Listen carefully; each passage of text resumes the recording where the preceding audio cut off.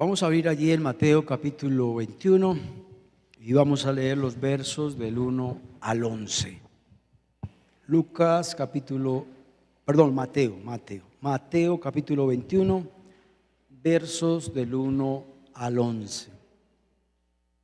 Dice así la palabra de Dios. Cuando se acercaron a Jerusalén, esa parte es clave, ¿no? Porque Jesús ya sabía que le faltaban 8 días para su muerte y resurrección, y él quería pasar sus últimos 8 días de vida en la ciudad amada, la ciudad donde estaban su tierra, su terruño, donde estaban ahí los judíos. Todos sabemos que Jesús fue judío, ¿no?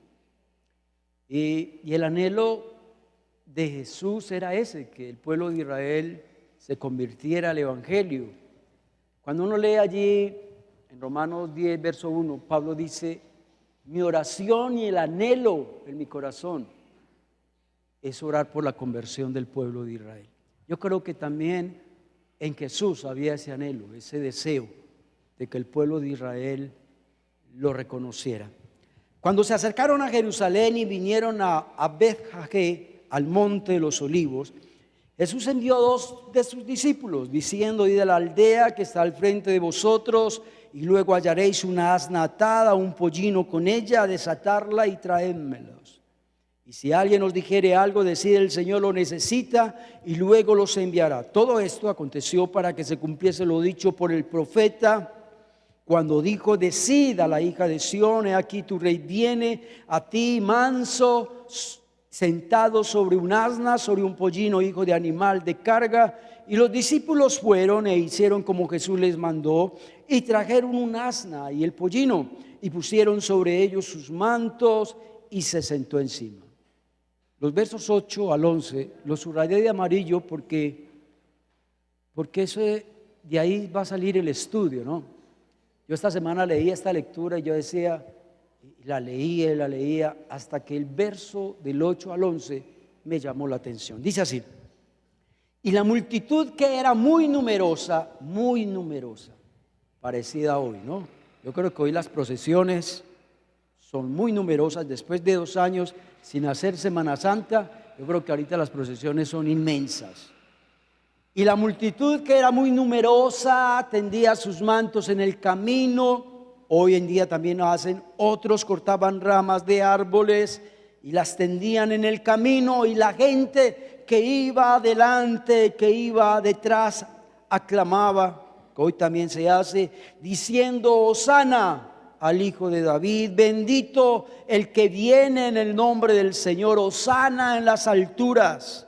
Cuando entró él a Jerusalén, toda la ciudad se conmovió, diciendo: ¿quién es este? Y la gente le decía: este es Jesús, el profeta de Nazaret de Galilea. Esta semana vamos a estudiar, esta Semana Santa vamos a estudiar los últimos 8 días del ministerio de Jesús. En estos últimos 8 días vamos a ver la culminación de su ministerio, su muerte y su resurrección.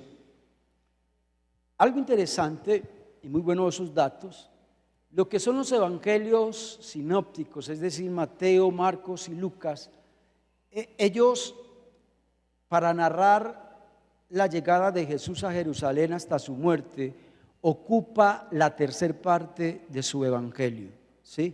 Por ejemplo, Mateo son 28 capítulos y ocupa desde el capítulo 21 hasta el capítulo 28, todo es los 8 días que estuvo Jesús en Jerusalén. Y lo pasa lo mismo con Lucas y con Marcos. Pero el evangelio de Juan sí se va más allá, ocupa la mitad de su libro lo ocupa para hablar de los últimos 8 días que Jesús estuvo con el pueblo de Israel. Jesús quería dedicar sus últimos días en vida, quería dedicárselos al pueblo de Israel. Este fue el último esfuerzo que Jesús tuvo para con su pueblo, para que su pueblo le reconociera como el Mesías, para que su pueblo se convirtiera al Evangelio. Pero usted y yo sabemos que el pueblo de Israel no se convirtió al Evangelio. Juan capítulo 1 versículo 11 dice: a los suyos vino, es decir, a su pueblo, a su propio pueblo vino, y los suyos no le recibieron. Esta fue la última oportunidad que Jesús le estaba dando al pueblo de Israel para que se convirtiera al Evangelio.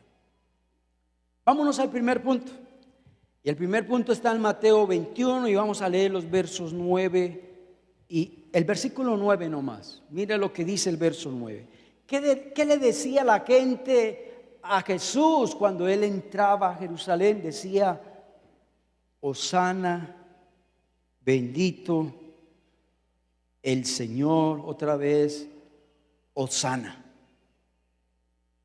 La palabra Hosana es sálvanos. Bendito es una palabra especialmente para Dios. Y la palabra Señor significa jefe, dueño, amo, y también significa soberano, altísimo. En pocas palabras, el pueblo de Israel estaba diciendo a Jesús: Jesús, tú eres mi jefe, tú me das órdenes y yo obedezco. Jesús, tú sobrepasas a cualquier autoridad. El pueblo de Israel, al decirle a Dios Señor, le estaba diciendo que Él era el dueño de ellos y de todo lo que tenían. Cuando el pueblo le estaba diciendo a Dios Señor, le estaba diciendo: Señor, tú eres mi amo, yo soy tu esclavo. Y cuando el pueblo de Israel le decían Señor, a Jesús le estaba diciendo: tú eres altísimo, el soberano, tú eres la máxima autoridad sobre mi vida, tú eres la máxima autoridad sobre todo lo que yo tengo. ¿Será verdad eso? Tanta dicha, ¿será verdad tanta dicha?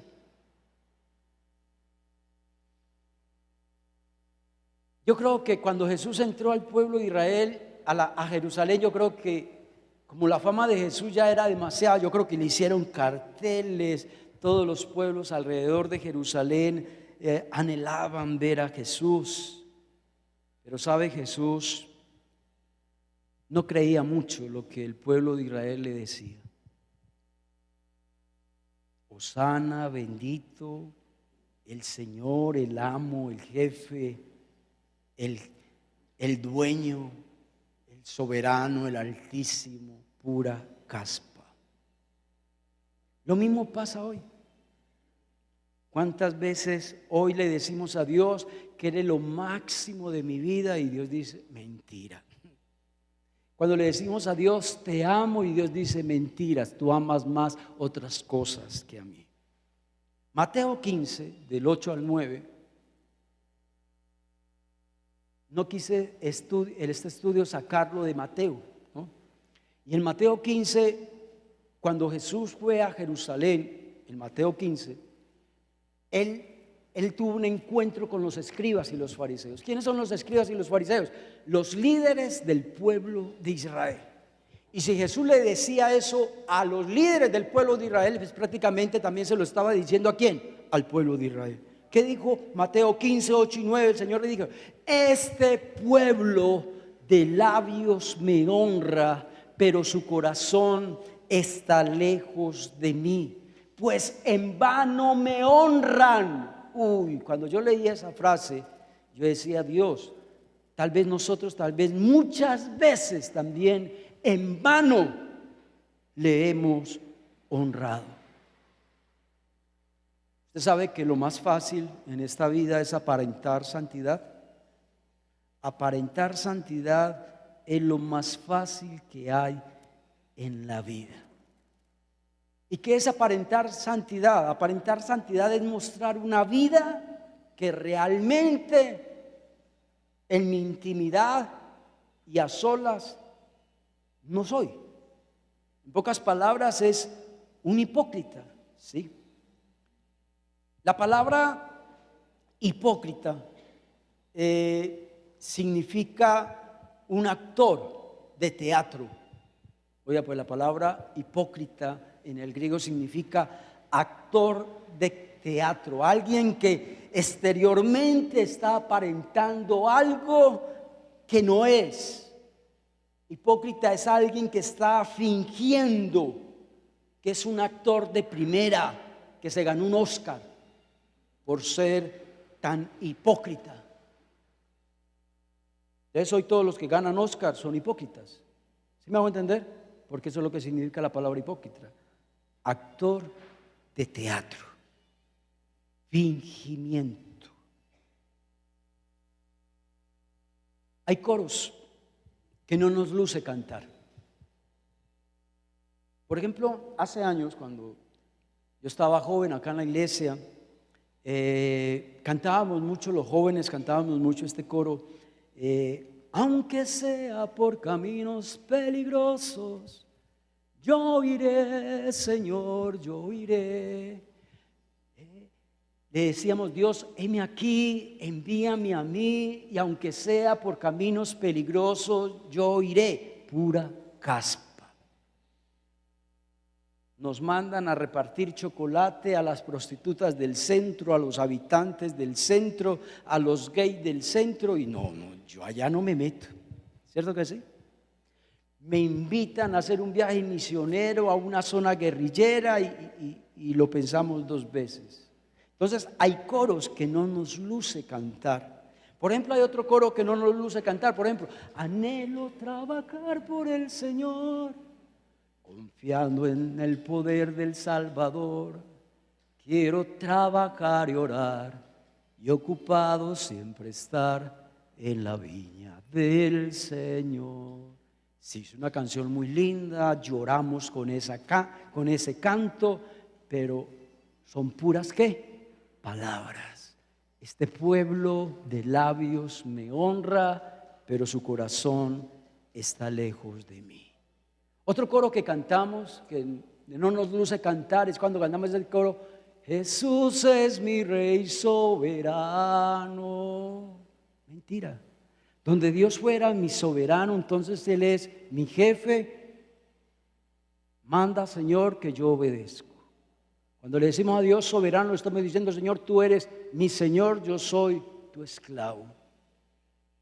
Eso no es verdad. Otra canción que no nos luce cantar es, yo quiero ser, Señor amado, como el barro en manos del alfarero. Toma mi vida y hazla de nuevo. Yo quiero ser un vaso nuevo. Mentiras. Cuando Dios empieza a hacer realidad este coro de tratarnos como un barro de alfarero, cuando empiezan las enfermedades, cuando empiezan los problemas, empezamos a decir, Dios, ya no aguanto. Señor, no, sácame de acá, Señor. Dios, mira, Señor, no aguanto, no soporto. No, pero cantabas este coro y llorabas, que tú quieres que Dios te trate como el barro en manos del alfarero. Y el último coro que no nos luce es este coro que dice, renuévame, Señor Jesús, ya no quiero ser igual. Le decimos a Dios, renuévame, pero nosotros no queremos alejarnos del pecado. Le decimos a Dios, renuévame, pero todos los días nos estamos acercando más y más al pecado. ¿Será que Dios se traga esas lindas palabras que usted y yo le estamos mandando? Esas palabras que salen nomás de nuestros labios, pero que no salen del corazón. ¿Será que podremos engañar a Dios? No. La Biblia dice que Dios no puede ser ¿qué? Burlado. Por eso cuando el pueblo de Israel en la entrada a Jerusalén le decían: Señor, hosana, bendito el Señor, el jefe, el amo, el Altísimo, era pura mentira. Y Jesús no se creía esas mentiras, porque Jesús dijo: este pueblo de labios me honra, mas su corazón está lejos de mí.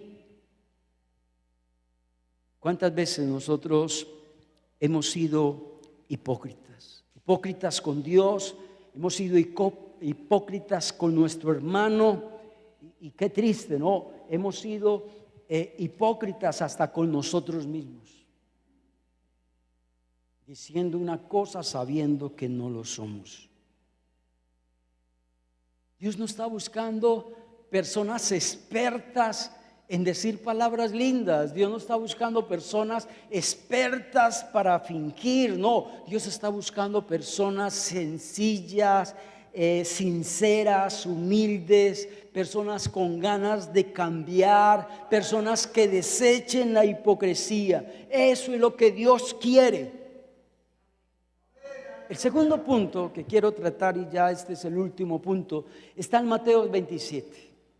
Del 21 al 27 es la Semana Santa, o son los 8 días que tuvo Jesús aquí en la tierra, los últimos 8 días.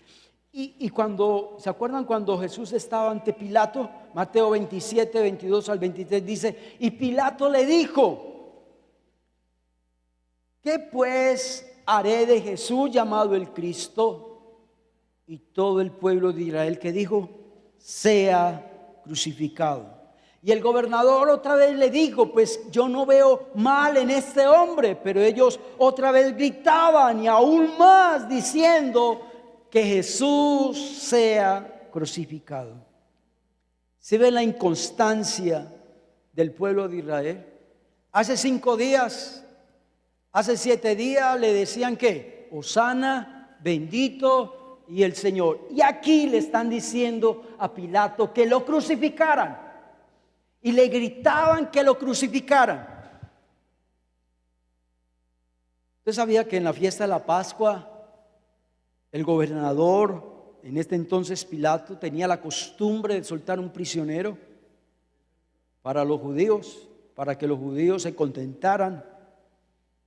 Y Pilato le pregunta al pueblo de Israel: ¿a quién quieres que le suelte? ¿A quién quieren que le suelte?